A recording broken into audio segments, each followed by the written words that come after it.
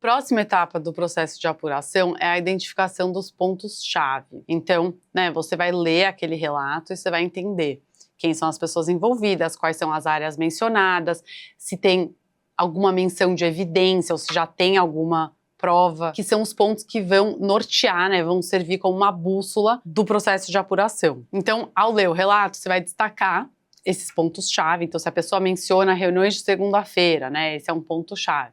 E você vai usar esses pontos para definir quais são as perguntas que devem ser feitas na investigação. Vou trazer um exemplo de um relato para a gente juntos identificar quais são os pontos-chave. Vamos lá. Sou a líder de uma equipe e meu diretor tem me excluído de reuniões importantes há cerca de 3 meses. Na semana passada, em uma reunião com o time, ele questionou minha capacidade de liderança publicamente e disse que eu não tinha pulso firme para liderar.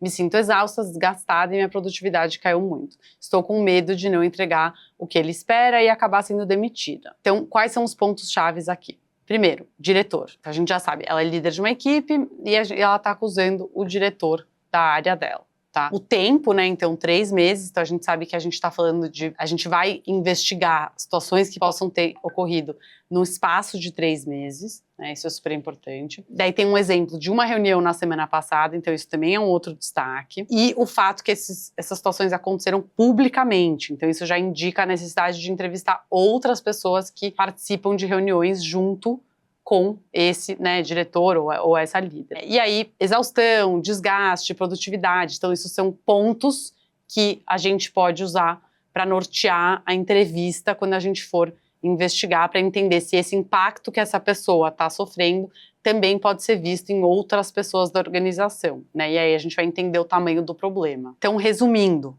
nesse relato, quais são os pontos-chave? Exclusão de reuniões estratégicas, comentário público depreciativo, o período de 3 meses e os impactos emocionais na pessoa que fez a denúncia. Então, a partir desses pontos, a equipe de apuração já consegue definir quais são as perguntas da entrevista e quem são as pessoas que elas vão começar entrevistando. Aí, se você usa a plataforma da Safe Space, a nossa IA, a Sônia, ela consegue trazer essas perguntas para você. Então, você consegue levar para ela os pontos-chave e ela já produz as perguntas da entrevista para facilitar esse processo e garantir o padrão do processo de apuração. Um ponto importante é que cada vez mais a gente tem reuniões acontecendo no ambiente virtual. E isso tem um lado positivo, que é a produção de provas. Então, muitas vezes essas reuniões são gravadas ou transcritas. Então, é importante investigar aonde que, se a organização tem prática de gravar reunião e se essas reuniões foram gravadas ou não, porque isso pode facilitar muito o processo de apuração.